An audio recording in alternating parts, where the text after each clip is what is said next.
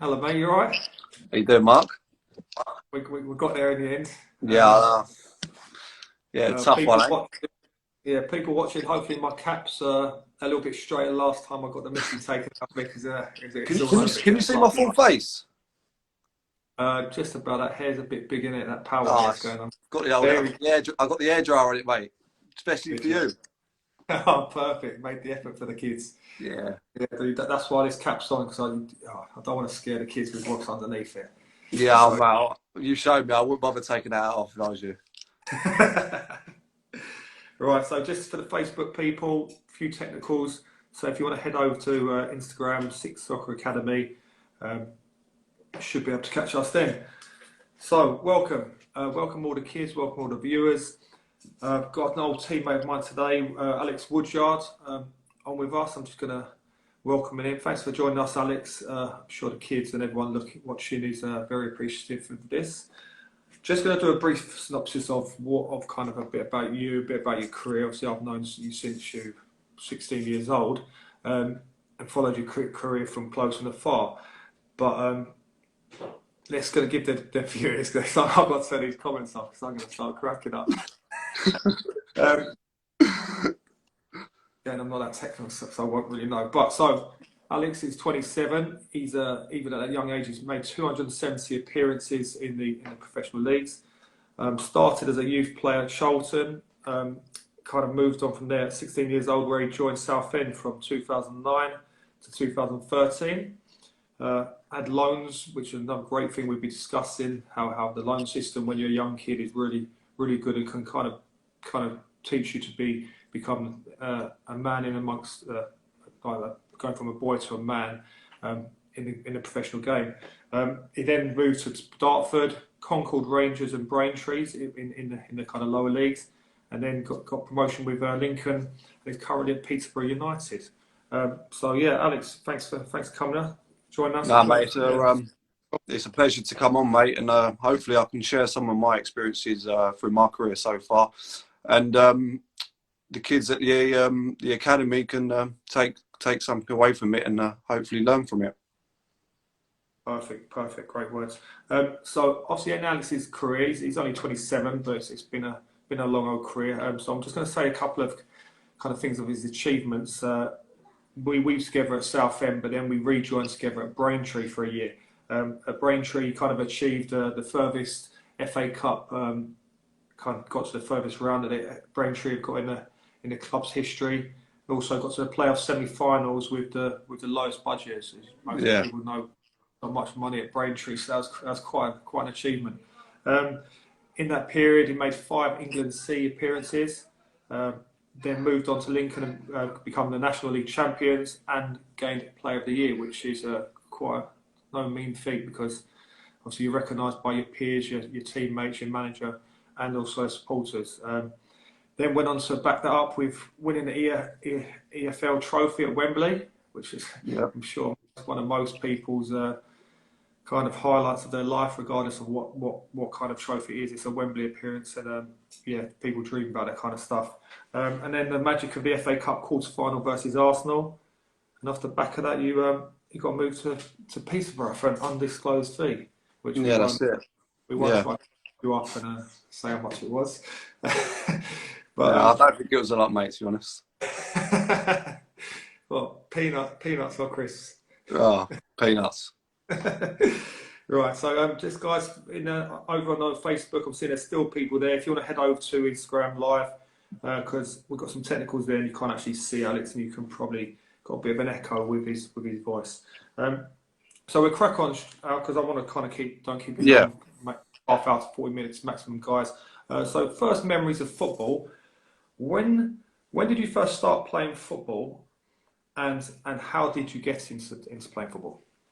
So I've got an older brother who's he's quite a bit older than me, and obviously when he joined the team, I was only young, and I remember just going to watch him on a Sunday, and I'd spend hours with the other kids just playing football. And I first joined the team when I was around 7 or 8 for a local team called Darren Rangers. Um, you know, it was a great team. we won lots and lots of trophies. It was probably the best team within the area, and lots of good players, and it was great fun.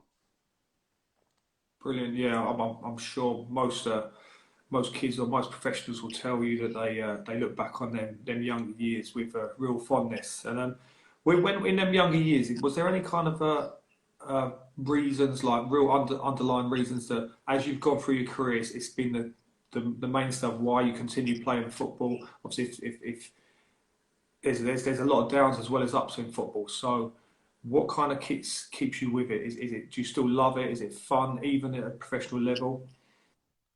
Yeah, so obviously when you're younger, you just enjoy playing the game, and I had loads of opportunities when I was a young kid to go to academies and join academies, but you know, my dad would always say, just enjoy it, just play with your mates. And it wasn't actually until I was the transition from 7-a-side to 11-a-side, I actually joined Charlton. So that was really my first taste of being at a professional football club, and I actually had the opportunity to either sign for Gillingham or for Charlton. And at the time, obviously, because I'm a big Charlton fan, and Charlton were in the Premier League, it was an easy decision for me to join Charlton. Great, great. Yeah. So yeah, obviously most people tell you there's different clubs and different interests, and you kind of influences the decision where you choose to join, depending on certain factors, which I will discuss later in the interview.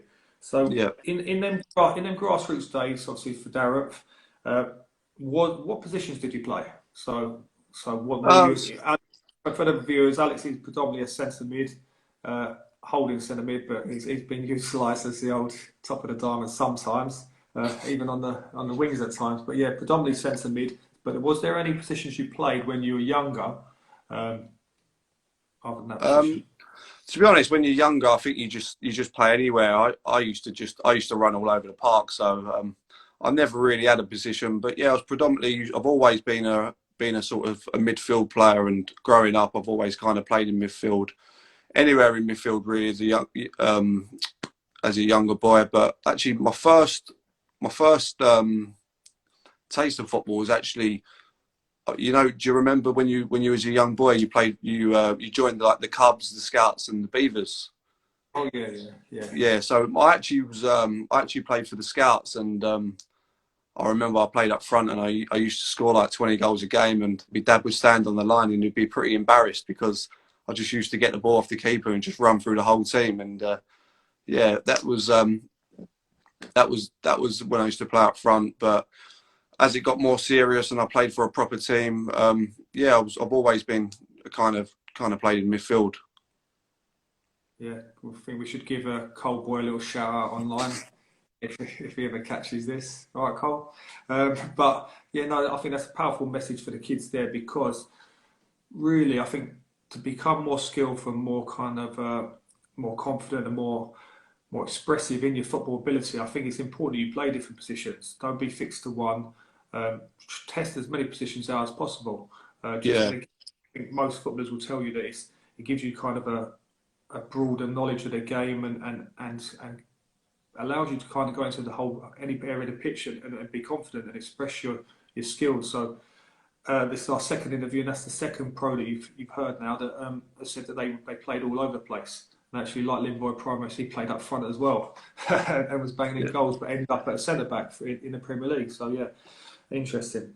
Um, on the back of that, with them young years at Darren particularly, were you the best? Were you obviously you wouldn't have said you're the best player, but were you kind of seen by your peers and friends in Darren, not as Cub Scouts, but as the best player in your grassroots team?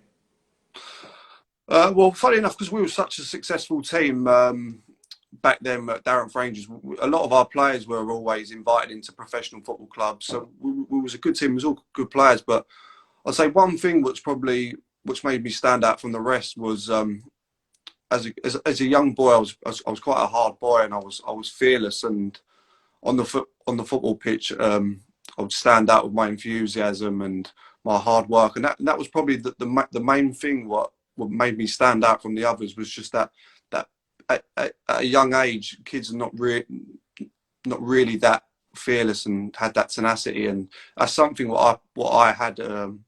over the other boys growing up. Yes, yeah, and another kind of brilliant message that a lot of guys I speak to, they weren't maybe the most technically gifted or the one that everyone was looking at and raving about, but the guys that made it as a professional and stayed in the game, they kind of just had that inner drive that they played the game for fun and loved it, and would do whatever it took to win, and their work rate would be second to none. Obviously, the game changes as you get older, but I think them fundamental issue kind of things are really really important for kids when they're younger. 100%, I agree with that. So Yeah. basically, on that work rate that you talk about, that you kind of were known for in your team. Who was your favourite player and why? Obviously, being a massive Charlton fan at the time, Scott Parker was always my favourite player because he played in my position, and I sort of all my friends were all Charlton fans, and they'd all tell me, "Oh, you play like Scott Parker." So yeah, Scott Parker was growing up was sort of my idol, if you like, and he was my favourite player. And me and my dad and my brother would we'd go to Charlton every week and we'd watch Charlton, and he's probably the only player I probably would take notice of. Yeah, unbelievable player, Scotty Parker. He was a year older than me at football, but in the youth years, he was renowned, like an absolute player. And actually, to be honest, his kind of stature, the way he moves about the pitch, quite similar to you actually, but a bit more about him on the ball, to be honest. But yeah, he very good player. Played for England, obviously. So yeah, no, again, some Alex is saying there that the qualities that he respected in Scott Parker, he tried to recreate. And did Scott kind of give you a taste for professional football? Did you ever actually consider that you wanted to be a professional, or was it just literally you played for the love of the game and wanted to win? Of course, when you're younger, everyone's dream is to become a professional footballer. But I'm guessing I probably never thought about it at that age. I just loved playing the game, and it was more that I could go and meet my friends on the one night a week and go and play on the weekend with them. So it was just more about being around my friends and enjoy playing, and because we was quite a good team and we used to win most cup competitions around the area. It was just it was great. It was great to be with my mates. That was the most important for me growing up, was just being around my friends and enjoying the game. Yeah, 100%. There was a bit of a controversial question I was going to throw in about academies and stuff like that. But again, for me and for Alex, it's sounding like them younger years and playing with your mates are so important. That you're playing for the love of it. You're playing with your friendship, that's camaraderie. And that's a big thing about professional football as well, to be honest. The change rooms. I'm retired now for a couple of years. It's probably the thing that most people say they miss, the change room banter. They miss that kind of team spirit, almost like going to war together on a Saturday. And yeah, it kind of goes full circle. So these are the things that we play for in the first. So really, really important messages there for you kids. People on the Facebook, we've still got people joining all the time. So unfortunately, you've got to put up with my face only. If you want to head over to Instagram Live, we've got Alex on there. As usual, just go onto Instagram, search for 6occer Academy, so 6occer Academy. We will be uploading this to the YouTube channel under the same name, 6occer Academy. So feel free to catch up at any time on there as well. So obviously, favourite play, Scott. Here we go. So you kind of touched on it, but I want to know a little bit more. So from Darren, obviously you said there was a lot of players. You won a lot of tournaments. You were the main team around, which sometimes I feel people can get complacent with. When you're in a team that's winning, it's all happy and rosy, but actually it almost becomes too easy for you. And where personally I'd rather a bit of a test and to kind of also be the shining light in a not an average team, but being tested each week, which is probably the thing that football brings out in you, that you want to test yourself to the max each week. So when you got spotted by, what age did you get spotted by Charlton? So, like I said, it was all the because we were so successful as a Sunday team. You would get all the scouts from all the South London teams, your your Crystal Palace, Millwall, your Charlton, your Gillinghams. They'd be at our games every week, and after most games, they would come up to my dad and sort of my dad ended up knowing all the scouts in the end because they'd be pestering him every week. But like I said, my dad would always say, "No, he's happy, he's playing, he's enjoying it." So we was knocking clubs back for a long period of time, and it got to the point where you transition into 11-a-side, and that's when we made the decision to go and sign for Charlton. And so yeah, I made the decision when it was to move into the 11-a-side football. Okay, so we're talking about 12, roughly about 12 years old then, 12, 13, 14. Which again, guys, I think it's important that there is no rush. There is no rush. As long the main thing is that you're enjoying your football, and I think whatever level you play, you've got to enjoy it. You look at the Premiership boys, and they might not be having a great time at the moment. A big part of it is get back to loving football, and most players will play their best when they're comfortable and enjoying themselves, and that's why sometimes moves are good, change of management's good. There's all different ways that the players can get their form back. So important for you young guys who might feel about needing to rush to get to a pro academy. There is no rush. Just enjoy football. That's the message I'm hearing from Alex. So again, you touched on it before, but why do you think that there may have been other boys in this in the Darren team that got picked up by the pro clubs as well? I'm sure there was, just like there was in my Sunday League team. So why do you think you got picked by Charlton over the other talented kids in your team? Like what I touched on, I probably, I was like I said, I played with so much enthusiasm on the pitch and played with so much energy, and I was, like I said, I was a hard boy growing. I was a hard little boy, and I had so much desire. And this is probably down to the fact that obviously, because my brother's a bit older than me, I'd play football with him and his mates, and obviously where I was the youngest, I had to sort of hold my own and stand up for myself against the bigger boys. So that probably stood me in good stead. And yeah, that's probably the big difference. I wouldn't say I was so much more technically or a bit more gifted footballer than the rest. I'd probably think I had that bit of that rawness to me and that bit of grit and determination, which probably made me stand out from the other boys. Nice.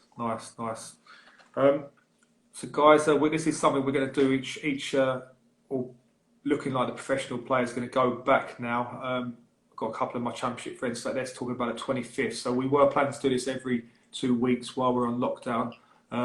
We're hoping to kind of squeeze in one in a week now, just to kind of get as much knowledge from these guys who are in the professional games for you kids, just to kind of give something back really.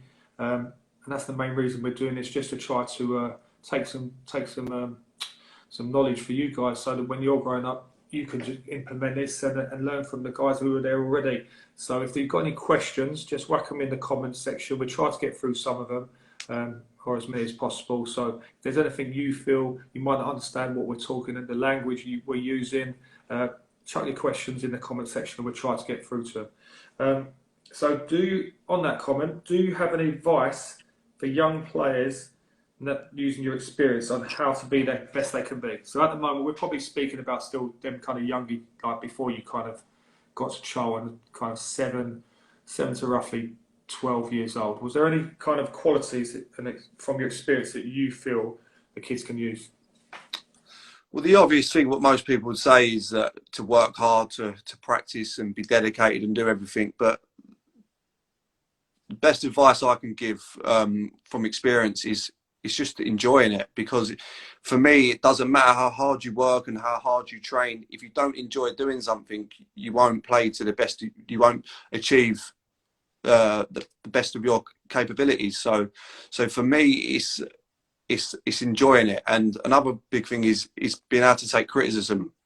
It's how you take criticism. You can either let it affect you, or you use it as, I always try and take criticism as advice. And of course, no one likes to be told they're not good enough or they can't do something. But I've always tried to take it as advice and go away and work on things. So the two big factors for me would be enjoying it and taking criticism the right way, because like everyone in life, whether it's school, whether it's work, or whether it's football, you're always going to come under criticism one way or another. So it's how you deal with it. And one of my big strengths probably in my career is being able to take criticism the right way and using it to fuel me on and make me want to prove people wrong and improve myself.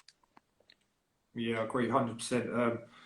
I think in football, a lot of people tell you there's some real harsh downs. I think in life in general, for you kids, that things can be tough. It's how you kind of take that. What's your mindset?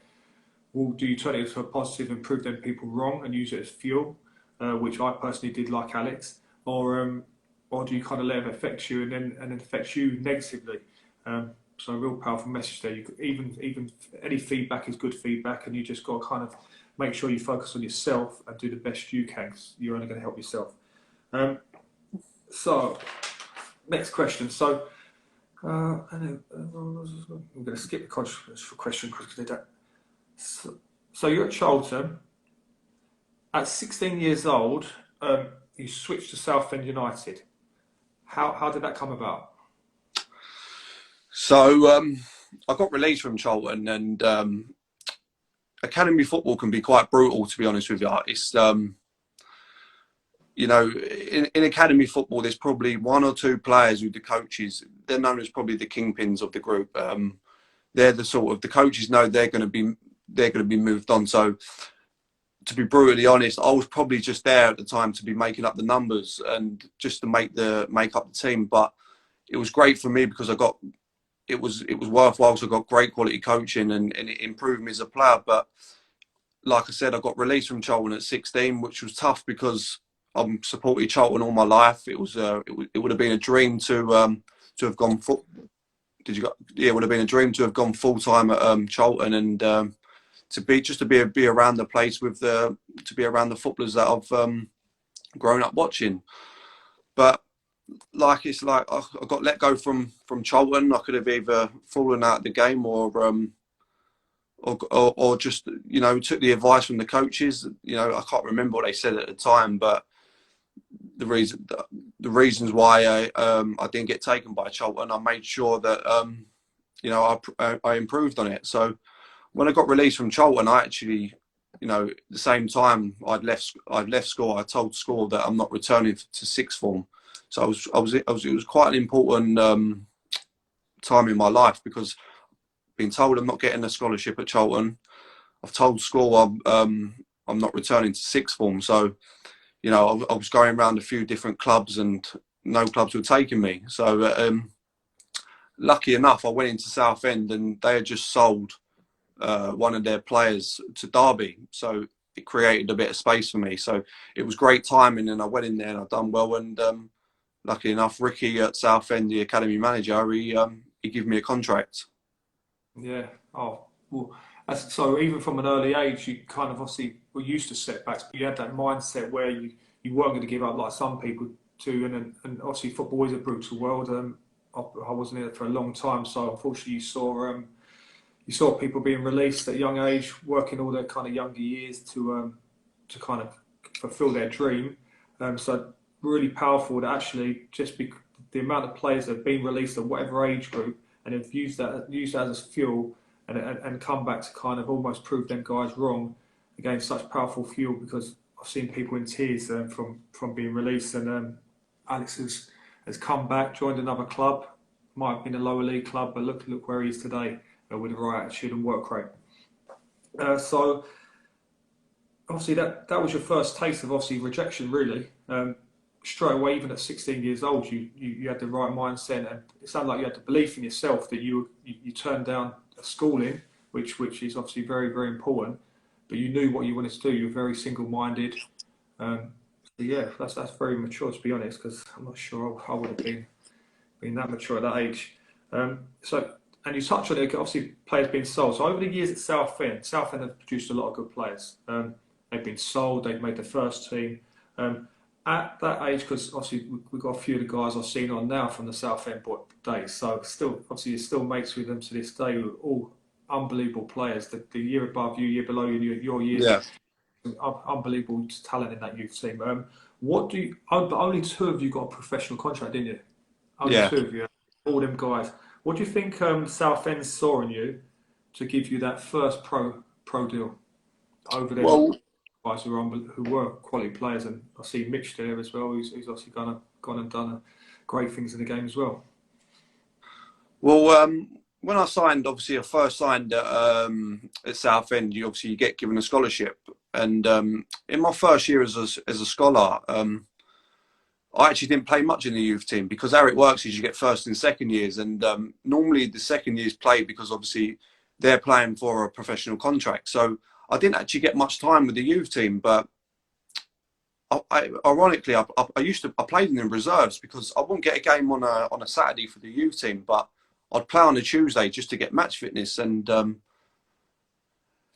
remember we played Stevenage on a Tuesday in the reserves, and the manager at the time, Steve Tilson, was watching, and I had a really good game. And I come in on the Thursday, and the youth team manager said, "Oh, you're training with the first team today." And I just thought I was going over there because the first team were doing a bit of shape and they just needed a few extra bodies. But I trained with them, and he pulled me after training and said, "Oh, you're involved on the weekend." And I think I was only 16 at the time, and Southend were in League One, and so I travelled with the first team to Southampton. And when Southampton were in League One, and at the time they had players like Chamberlain, Ricky Lambert, Adam Lallana. So that was a great experience. Great experience early on in my time at Southend. Yeah, funny you said Steve Tilson there. He's actually the man that signed me at Southend. I Yeah, walked up, first day there, walked into up the stairs to his office to obviously introduce myself and stuff. And he was walking out, he just got sacked on my first day. First day of the Shrimpers, classic Shrimpers. So I'm going to don't want to kind of touch on too much negatives, but I think it's apparent already the way that Alex's mindset, his attitude is to rejection. So obviously you were flying, you were involved at 17 years old in the first team. You played a few games with me, and even then you managed to get a player of the month actually in the first team, didn't you? At such a yeah. young age. Um, in my opinion, obviously not, I'd never blow smoke up your ass because you're a bit of a wally, but in my opinion, you were the best player, probably the best player, if not the second best player in the youth setup at that time. The only one really playing and involved, and in my opinion, had a real big future in the game, and it was quite apparent. Then a change of manager happened with Paul Sturrock leaving and Phil Brown coming. I think he was completely wrong. He came in and through, we want to call it politics or bringing in his own players. You obviously got let go, which was most players will tell you at the club, even probably some of the backroom staff will tell you is completely wrong. So how did you deal? How did you initially deal after that huge blow? Some players would have given up. You said that, but how did you deal with that initial blow, and what was your mindset? Well, if we go back, so if we go back a little bit, go back a bit. After my scholarship, I got a pro at Southend. I got a 2-year pro, and in my first year as a pro, because having played in the youth team, I thought, all right, next year I'm going to come in, and when you're young, you think you're going to be a big part of it, where really you're not. You're still young. So I come back as a first year pro, and I was thinking, right, I'm going to play, and obviously being young and the manager bringing in new players, I didn't play, so I ended up going out on loan, and I lost a lot of focus at that point, where I was out on loan, but I was still training with the first team, and like you all know, I used to be a bit of a clown, didn't I? And I used to try and make everyone laugh. Where I was young, I should have been just sitting in the corner and not saying nothing. But I'd be probably the one in the change room at 16, 17 years of age, playing pranks on on the first team pros, and no one really used to take me seriously. And I was probably seen as a bit of a clown. And after my first year, when you go in at the end of the year to have a meeting with the manager. Sort of Paul Sturrock pulled me in and said, "Look, I regret giving you a 2-year contract. It was a mistake. Sort of, here's a pay up. You can leave and don't bother coming back next year." And I remember saying to him, "Look, I'm not leaving. I'm going to come back and prove you wrong." So I come back the following year, pre-season. You guys went to Spain. I got told to stay at home. Not, I wasn't going to Spain, but also got told not to come in and train. But I did listen to him. I went in and trained on my own, to make sure that when you guys come back off pre-season, I hadn't fallen behind. And that season was mad, really, because I got told I was never gonna be involved to train, starting to train really well and get my head down. And there was a gap. It was the first round of the JPT trophy. That year we got to the final, didn't we? Yeah. Do you remember? And Paul Sturrock had no players. Everyone was injured, and I was the only player who could play in midfield. And he had no choice but just putting me in. And I ended up playing that game and doing really, really well. And I remember the manager saying after the game, like, how well I'd done, and he sort of said, like, from me telling you that you was never going to play in the, to being offered be offered a pay up, he said, like, I'm proud of you. And since then, the manager sort of, he sort of trusted me a bit more. And that season, I went on to play, I don't know, I think it was like 15 or 16 games. And like you said, I got player of the month. And Paul Sturrock lost his job, and Phil Brown come in. And just before Paul Sturrock lost his job, he said to me, right, Al, everyone's back now. You're going to go out on loan to the end of the season, just to get more games under your belt and come back next year in your second year to push on. So I thought, I was buzzing. I was thinking, right, I'm getting another contract. I've done well this year. I've proved the manager wrong. He's changed his opinion on me. So I thought, right, let me go out and gain some more experience. And I went to Braintree. And at this point, Braintree had a backlog of games. They've had a lot of games called off in the season, and they had probably 13, 14 games to play in like 3 weeks. So and at the time, Braintree had nothing to play for. They were mid-table. They couldn't go down. They couldn't go up. So I was sort of brought in just to help with the load of games. And Phil Brown would come and watch me, and every time he watched me, it was like I didn't play, and it weren't that I didn't play because I was playing badly or I was not good enough to play in Braintree's team. It was just the pure fact that the manager, Alan Devonshire, was rotating the team to give everyone a go because there were so many games. And every time he'd come and watch me twice, and both of them times I was on the bench and he didn't see me play. And at the end of that year, when I had the meeting with him, he sort of turned around and said to me, "Well, if you couldn't get in Braintree's team, you're not going to get in mine." And that was probably one of the hardest things to take, because I'd gone through so much to change Paul Sturrock's opinion on myself, to then Phil Brown just never seeing me play and releasing me. So yeah, that was a tough one. Yeah, I think a message, guys on the chat, that obviously he's gone from completely being released by Paul Sturrock, that it's never too late, guys. If you kind of prove people wrong, and that fuel's so powerful that he went from being released to reacting the right way, the right mindset, knuckling down, training hard, going in by himself, not in front of everyone, so you're showing everyone what you're doing. He did it privately for himself, to better himself, and he got the rewards by playing the first team, getting player of the month and stuff like that. And obviously then, against it, nothing he could change.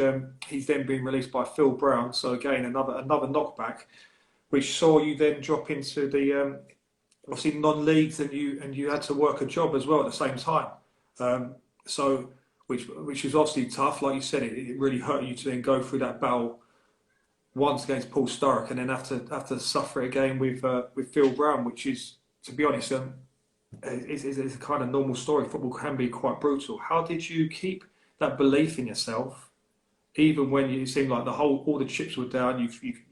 You've already had one kind of battle proving one manager wrong, and then the second manager's coming and not even really giving you a chance. How did you keep that belief in yourself? So for the kids, if they're going through a bad time or struggling, or they're not they're struggling with a skill or something they can't grasp, how did you keep on believing in yourself and keep on going to get to where you are today?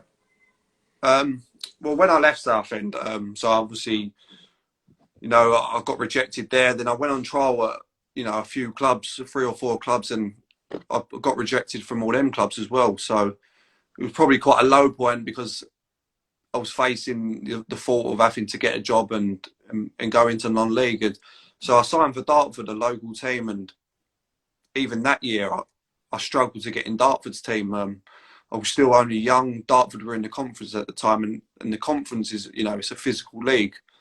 And every time I'd play at Dartford, I'd either play out position, I could never get a run of games, or I was always the first sub.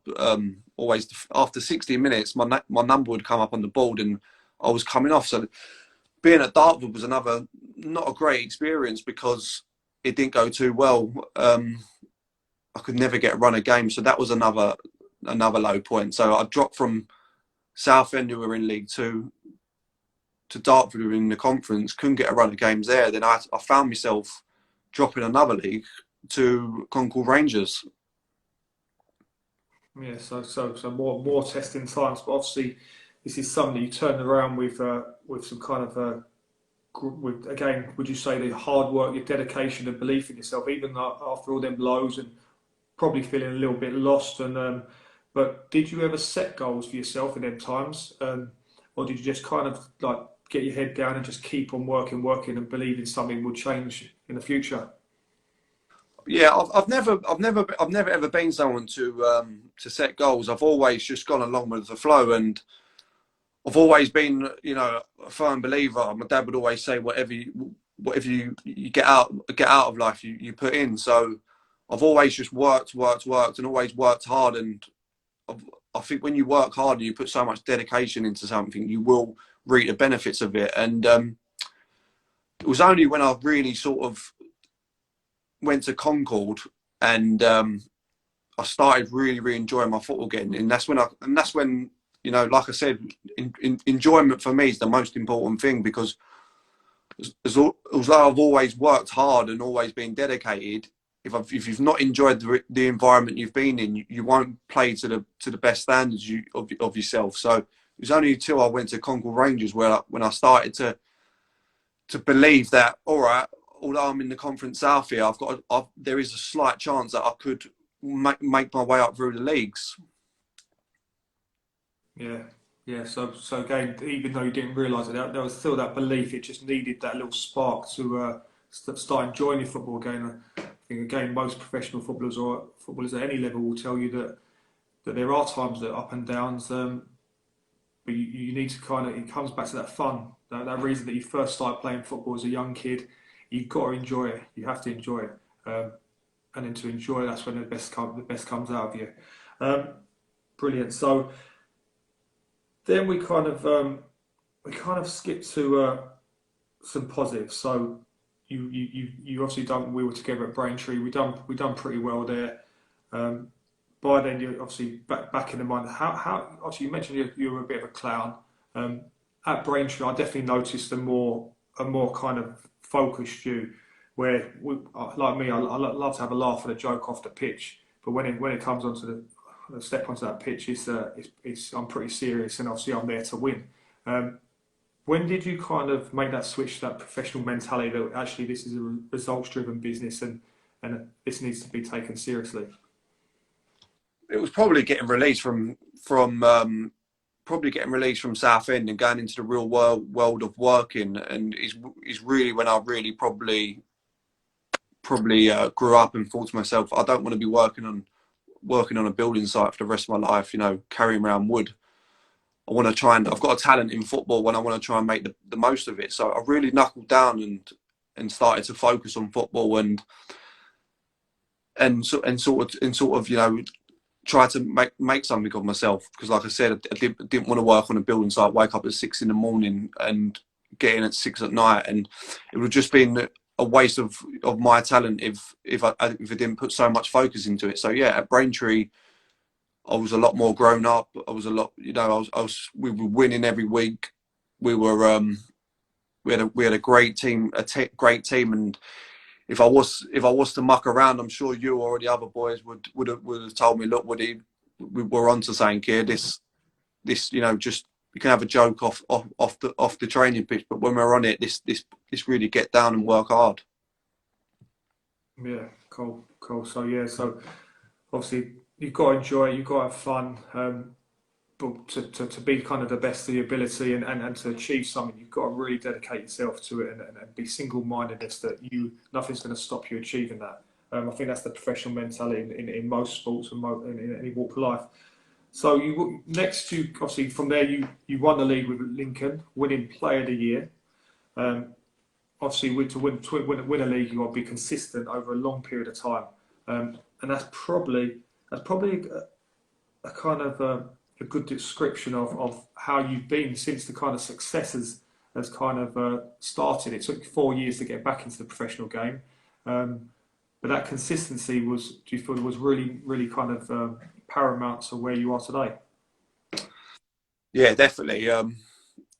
At Lincoln was probably the best year of football I've ever had, because we were so successful. We won the league. We obviously had the cup run, but at Lincoln, I had this feeling of that. I felt like I was the best player. I felt like I was the best player in the league. So, mate, I probably weren't the best player, but I felt it. So I'd go into every game and with this sort of arrogance and this sort of like chip on my shoulder.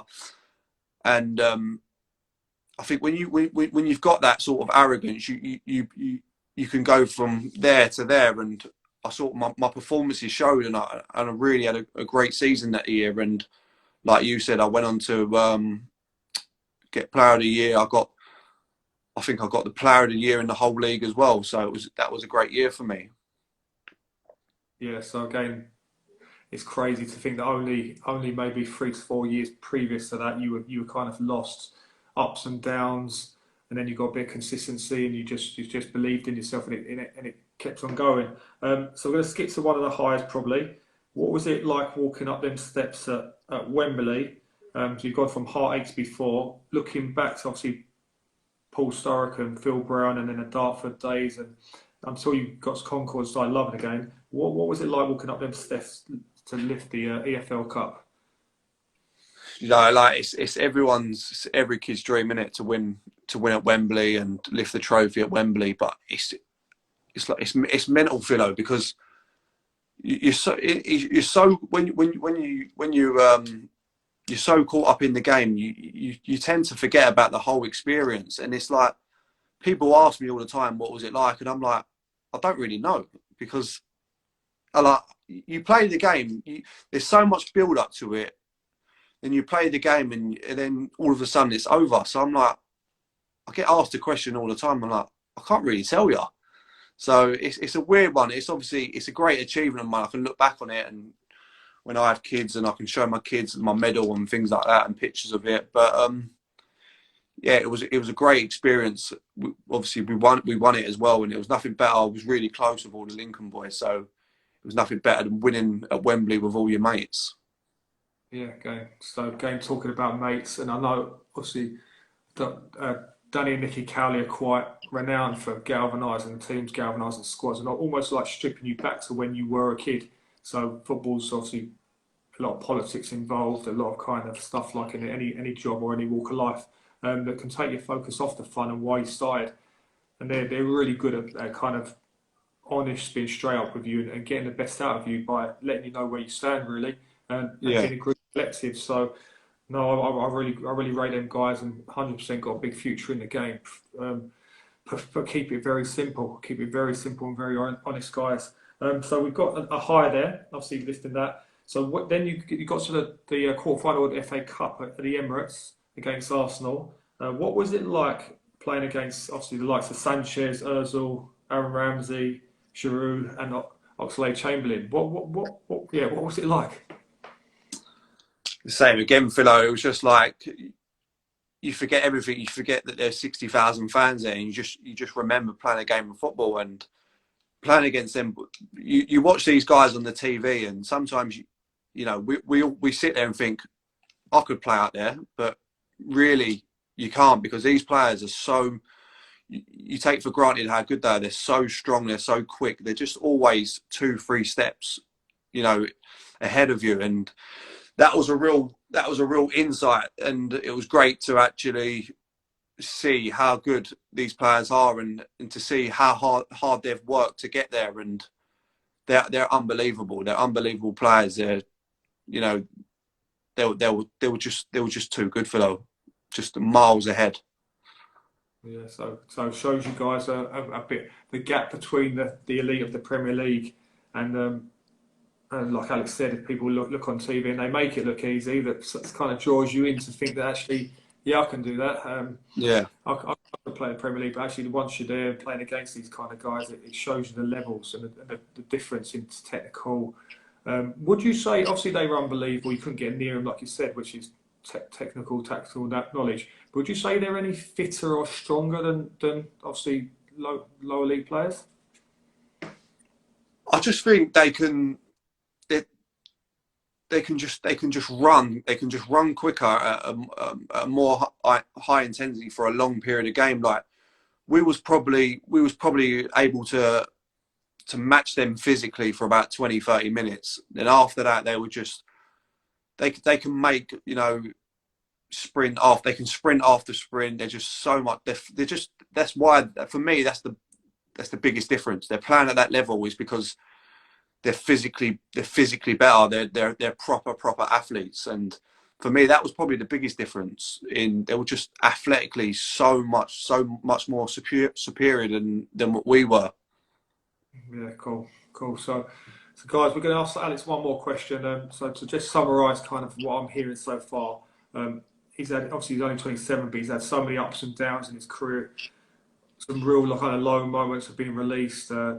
Almost told he's not good enough, but he's still kind of kept that belief, even though how low he was feeling. That work rate, that ethic of working hard and enjoying working harder than other people, and didn't happen straight away. But over time, he just kept with it, and over a longer period of time, he got his rewards with the successes now in the last kind of 4 years or so.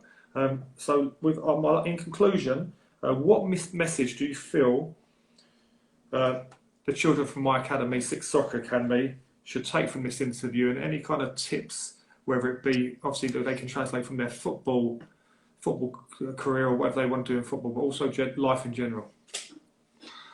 So, like I said, the obvious things are obviously, work hard, practice every day.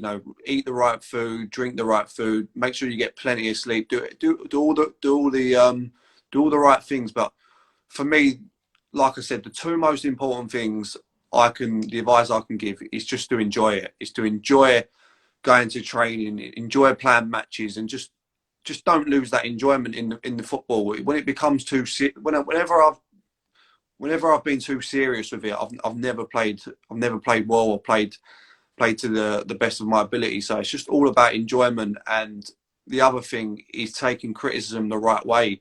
Just use it as feedback. Just take the advice you get. If someone can't tell you, someone says you need to work on something, or you're not good enough at this, just go away and work on it and try to prove them wrong. Don't beat yourself up about it. Just take it as a compliment, because let me tell you something, when these people stop giving you advice, that's when they don't care it. And that's when they stop telling you how to do things or telling you something, that's when they don't care about you anymore. So don't get too down about it if you at school you've been told you've done something wrong, or in a workplace you've been told off or told something, you said you ain't done it properly. Just take it on the chin, go away and work on it. Yeah, 100% sound advice, because obviously you can only affect yourself and what you do or where you go in life. So there's no point in moaning, because it's just going to get you on a downer, and actually you're going to go against yourself. So guys, this interview will be uploaded on the YouTube channel. So if anyone missed it, 6occer Academy, so 6occer Academy. Thank you, Alex, for your time. Thank you from all the kids at my academy. I'm sure they took some real value in there. And any questions they've got, I'm sure Alex will be happy to answer at a later date. Cheers, mate. Enjoy the rest of the day, mate. Cheers, mate. Cheers, mate.